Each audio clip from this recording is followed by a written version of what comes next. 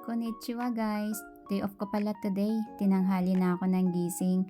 Ganto pag caregiver ka dito guys. Pipiliin mo talagang matulog at makapagpahinga kaysa sa kumain.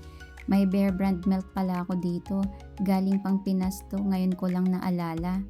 Magluto sana ako ng tuyo kaya lang maglalaba ako guys. Baka mangamoy mga damit ko.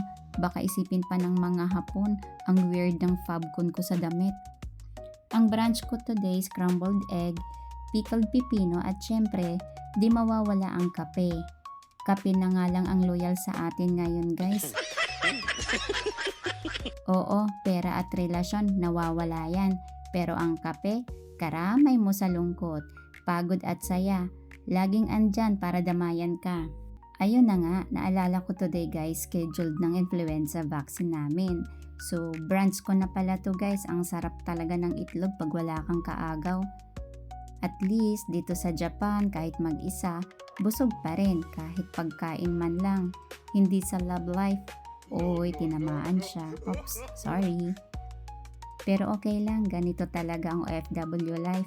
Laging tahimik, minsan malungkot, pero laging may kape at konting hugot sa umaga. Ayun lang guys. Salamat sa panonood ng mga videos ko.